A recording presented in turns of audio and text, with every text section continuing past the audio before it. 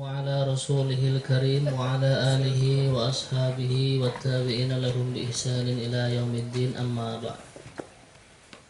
Alhamdulillah, puji syukur kepada Allah Subhanahu wa taala. Allah masih gunakan kita untuk mencari ilmu agama, di mana kita selalu mengingat orang yang mencari ilmu agama ini tinta-tintanya katanya itu dalam sebuah riwayat lebih mahal daripada tetesan darahnya orang yang mati syahid.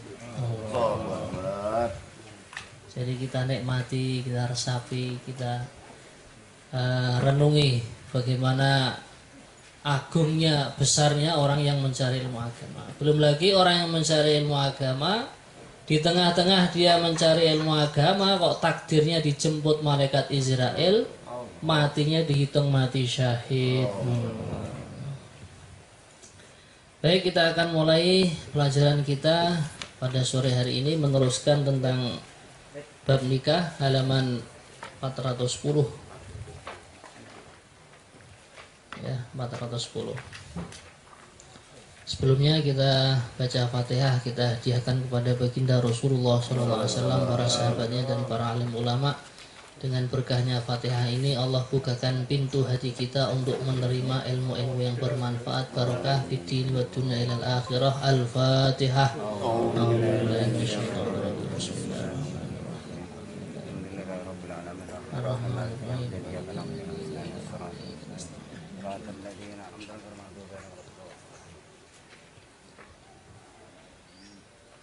Bab wali nikah yang paling berhak menikahkan. Jadi kalau kita punya anak perempuan, nah ini kita harus siap-siap nanti yang paling berhak untuk menjadi wali dalam nikahnya adalah kita sendiri. Beliau mengatakan wa aulal wulati al-abu summal jaddu abul abi. Orang-orang yang paling berhak menjadi wali nikah adalah satu, ayah. Jadi setiap kali ada perempuan yang diakotkan nikah, nah, maka itu kalau panjenengan atau salah satu dari kita kok jadi kiai atau orang yang dipercayakan untuk mengakotkan nikah, maka itu hendaknya kita tanya, ini perempuan ini bapaknya siapa, gitu kan? Bapak dalam artian bapak yang menjadikan asbab kelahiran dia lahir, menjadi asbab dia lahir dengan nikah yang sahih. Karena sekarang ini ada yang istilahnya bapak biologis ya. Mohon maaf, anak perempuan yang lahirnya di luar nikah atau kasarnya disebut dengan anak zina. Nah, anak zina ya. Maka ini yang menjadi wali nikahnya nanti kemarin sudah dibahas sedikit, itu kita terangkan, yang menjadi wali nikahnya itu bukan bapak biologis dia. Tapi di sini yang dinamakan ayah adalah ayah di dalam nasab.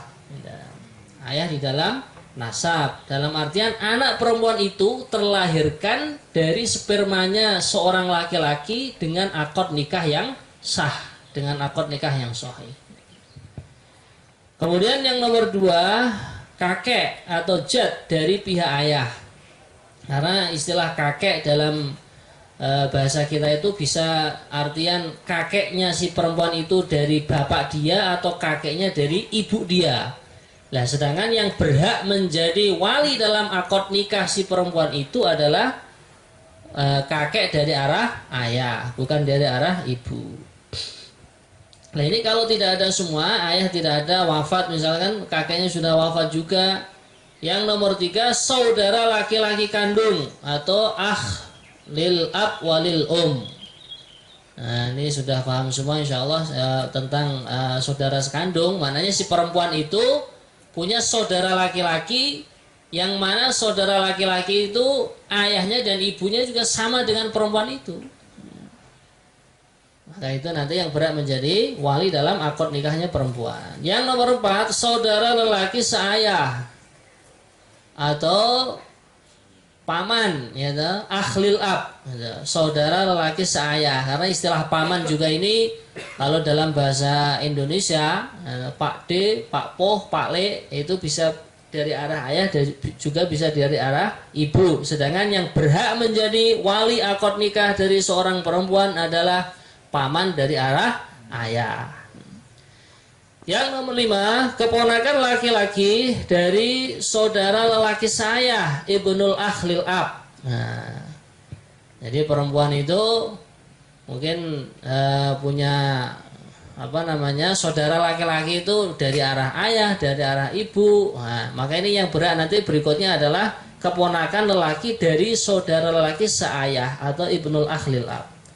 Yang nomor 6, paman dari pihak ayah atau am. Nah, paman ini bagaimana kita sebutkan? Perempuan punya bapaknya punya adik laki-laki atau punya mas. Nah, kalau mas tentunya laki-laki ya. Nah, ini punya saudara laki-laki dari arah ayah. Itu ayahnya si perempuan itu punya saudara laki-laki. Yang nomor 7, anak paman. Nah, anak paman itu sering disebut dengan sepupu, ya, sepupu. Maka ini juga berhak menjadi wali dalam akad nikah. Demikianlah urutan orang-orang yang berhak menjadi wali nikah. Apabila orang-orang tersebut tidak ada, maka yang menjadi wali adalah tuan yang memerdekakannya. Kemarin sudah diputuskan bahwasanya sekarang tidak ada perbudakan lagi, semuanya sudah merdeka semua. Kemudian asobahnya. Nah, asobah itu adalah ahli waris yang dari arah laki-laki. Itu nanti ada kitabnya sendiri ya. Urutan selanjutnya adalah hakim. Nah, ini yang terakhir.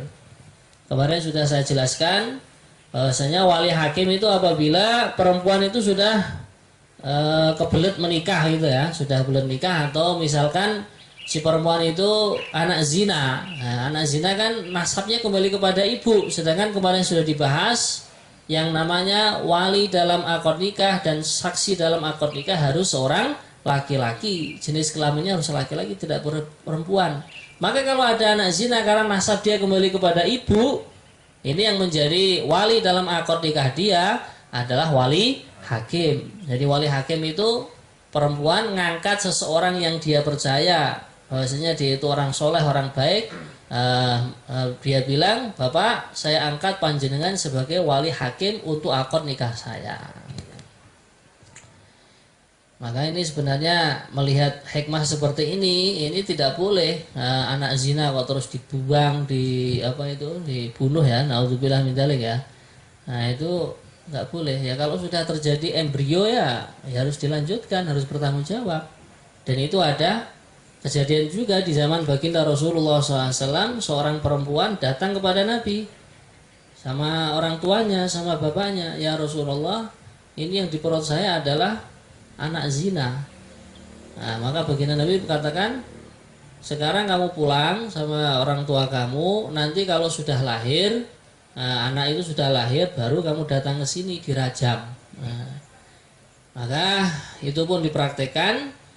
Setelah dirajam, maka baginda Rasulullah SAW memerintahkan para sahabatnya untuk memandikan si wanita yang zina tadi, kemudian disolati jenazah, bahkan yang menjadi imam adalah Rasulullah sendiri. Jadi taubat laqad tabat taubatan law ziyad ala sab'ina min ahlil madinati lawasiyathum. Waktu itu Sayyidina Umar komplain, ya Rasulullah, bagaimana tuan ini orang yang suci, orang yang maksum, kok menjadi imam untuk jenazahnya wanita yang berzina. Maka Rasulullah bilang, wahai Umar, sesungguhnya dia telah bertobat. Seandainya kekuatan taubat dia itu dibagi 70 laki-laki orang Madinah akan mencukupinya. Maknanya kekuatan taubat perempuan tadi seperti 70 kekuatan taubatnya seorang laki-laki. Kemudian beliau mengatakan, dalam hadis baginda Nabi SAW disebutkan, fasultan waliyu man la waliyalahu. Penguasa atau sultan adalah walinya orang yang tidak mempunyai wali. Hadis riwayat Imam Abu Dawud dan Tirmizi. Nah, sekarang ya alhamdulillah di negeri kita itu sudah ada Kementerian Agama, ada KUA. Nah, itu sebagai wakil dari seorang sultan. Jadi wakil dari seorang sultan sekarang yang ditunjuk adalah KUA itu, dan setiap kecamatan ini sudah ada. Hukum melamar wanita yang sedang iddah. Wala yajuzu ayyusarriha bi khitbati mu'taddatin, tidak boleh meminang secara terang-terangan kepada wanita yang sedang dalam masa iddah. Namun ia berhak menyatakan keinginannya hendak menikahinya secara tidak terang-terangan sekalipun iddah wanita itu belum selesai. Nah, iddah itu bagaimana? Wanita ditinggal mati oleh suaminya atau diceraikan oleh suaminya. Dia harus mengerjakan yang namanya masa iddah. Nah, masa iddahnya nanti akan diterangkan di belakang. Ada kalanya dengan haid, ada kalanya dengan bulan, ada kalanya dengan melahirkan. Nah, intinya kalau seorang perempuan sudah punya suami, suaminya mati atau suaminya menceraikan dia, dia harus menyelesaikan masa iddah dia. Harus mengerjakan masa iddah sampai selesai. Nah, ini kalau ada orang laki-laki kok ternyata senang sama si janda itu, nah ini kriterianya, dia tidak boleh meminangnya secara terang-terangan, tapi tasrih tidak boleh, tapi dengan sindiran. Sindiran ya mungkin karena sudah dewasa semua ini insya Allah tahu ya. Wah, kerudungnya kok indah sekali. Nah, ini berarti ada ingin tambah satu ini. Jauhlah dua. Ya. Istiqomah ya. Allah Subhanahu wa taala berfirman, wala junah alaikum fi ma'aradtum bi min khitbatin nisa aw aknantum fi anfusikum alimallahu annakum satadhkurunahunna walakin la tu'iduhunna sirran illa an taqulu qawlan ma'rufa wala ta'zimu 'uqdatan nikah hatta yablughal kitabu ajalah. Ini keliru nih harokatnya. Yang benar ajalahu bukan ajaluhu. Dan tidak ada dosa bagi kamu meminang wanita-wanita itu dengan sindiran atau kamu menyembunyikan keinginan mengawini mereka dalam hatimu. Allah Subhanahu wa taala mengetahui bahwa kamu akan menyebut-nyebut mereka. Pada itu janganlah kamu mengadakan janji kawin dengan mereka secara rahasia, kecuali sekedar mengucapkan kepada mereka perkataan yang ma'ruf, yang baik. Dan janganlah kamu berazam atau bertetap hati untuk berakad nikah sebelum habis masa iddahnya. Dalam hadis Nabi disebutkan anna Fatimah binti Qaisin talaqaha zawjuha fabatta talaqaha faqala laha an-nabiy sallallahu alaihi wasallam fa idza halalti fa'adhinini, rawahu Muslim. Sesungguhnya Fatimah binti Qais diceraikan oleh suaminya sebanyak 3 kali. Atau tolak bain. Kalau 3 kali sudah tolak bain kubro, tolak bain yang besar, dia tidak boleh merujuknya. Seorang suami kalau sudah mentolak istrinya 3 kali, ini tidak boleh merujuknya. Kalau baru sekali, 2 kali dan masih dalam masa iddah, seorang suami boleh merujuknya, hanya dia bilang sudah saya tak kembali lagi ke kamu. Nah, ini sudah boleh. Tapi kalau sudah tolak 3 atau tolak 1 dan 2 sudah habis masa iddahnya, nah ini tidak boleh merujuk. Nah, kalau tolak 1 dan tolak 2 itu habis masa iddahnya harus dengan akad nikah yang baru. Tapi kalau tolak 3 ini sudah bain kubro, namanya bain yang polnya, puncaknya tolak. Nah, ini seorang suami yang menceraikannya tidak boleh kembali kecuali adanya muhalil. Jadi seperempuan itu dinikahi oleh laki-laki lain dengan akad nikah yang sahih, kemudian sudah dijima, kemudian diceraikan. Nah, setelah itu baru suaminya boleh kembali lagi. Tapi kalau seandainya perempuan itu sudah nyaman dengan si muhalil, nah, dia tidak mau dicerai, ya sudah resiko loh begitu. Nah, dipek terus gitu. Nah, makanya seorang lelaki itu harus memahami bahwasanya perempuan itu adalah wataknya atau tabiatnya itu memang kurang ya. Karena Rasulullah sudah bersabda al-mar'atu naqisatu aqlin wa dinin. Perempuan itu adalah kurang otaknya dan kurang agamanya. Kurang otaknya itu memang dalam pertimbangan itu beda dengan laki-laki. Laki-laki lebih cerdas, lebih jauh kecerdasannya daripada perempuan. Maka laki-laki harus bisa menyadari segala kekurangan yang dipunyai oleh istrinya. Toh kalau tidak punya istri juga mau kemana melampiaskan syahwatnya yang halal. Nah, kemudian Nabi bersabda juga naqisatu aqlin wa dinin, kurang agamanya karena apa? Karena perempuan itu ada haid, ada nifas. Kalau laki-laki tidak ada, sholat 5 waktu sempurna. Ya, sholat 5 waktunya utuh. Kalau perempuan dikurangi haid 7 hari, 8 hari, 1 hari, kadang 15 hari, bahkan setelah melahirkan nifas sampai 60 hari, maka dikatakan kurang agamanya.